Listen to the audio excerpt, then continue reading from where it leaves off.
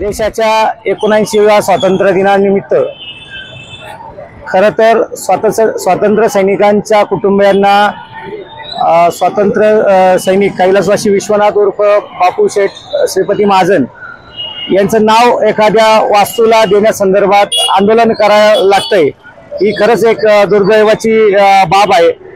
Actually या 79 वर्षात कुठेतरी एखाद्या चांगल्या वास्तूला त्यांचं नाव देणं गरजेचं होतं, पण ठीक आहे, जे झाले ते झाले। आताच थोड्या वेळापूर्वी या ठिकाणी मुख्य अधिकारी गोविंद जाधव साहेबांनी भेट दिली। त्यांना आम्ही विनंती केली भाजी मंडईला नाव देण्यापेक्षा, कारण भाजी मंडई हा टोटली फेल प्रोजेक्ट आहे, तो आज ना उद्या JCB लावून पाडावाच लागेल, कारण तिथं कुठल्याही सर्वसामान्याला कुठलीही तिथं त्याची गरज भागत नाहीये किंवा त्याचा निवाराही व्यवस्थित होत नाही। त्यामुळं जे काही मनसरमध्ये एक 2-3 विषय आहेत, म्हणजे कैलासवासी विश्वनाथ उर्फ बापू शेठ महाजन असतील, त्यानंतर कवयित्री शांता शेळके असतील, किंवा जे युद्धात शहीद झाले राजाराम मोरडे, या तिघांच्या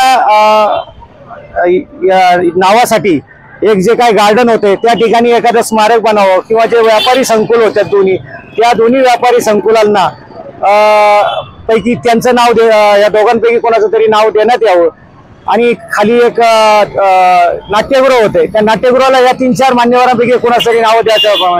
याचप्रमाणे माजी आमदार शिवाजीदादा बेंडेपाटील असतील, अविनाश राणेसाहेब असतील, या सगळ्यांचं सुद्धा योगदान महत्वाचं आहे। या 4-5-6 जणांचं नाव वेगवेगळ्या ठिकाणी जर दिलं तर खरंच ही मनसरकरांसाठी भूषणाव बाब आहे। आज खरं या कुटुंबाला उपोषण करायला लागतंय, ही दुर्दैवी बाब आहे। शासनाने यांची वेळी दखल घेऊन हे उपोषण टाळायला हवं होतं, पण थोडं काय होतं, सीओनवर कुणाचा तरी याचा बोधरेशन असल्यामुळे सीओनकडून ते मला तो कृती घडलेली नाही।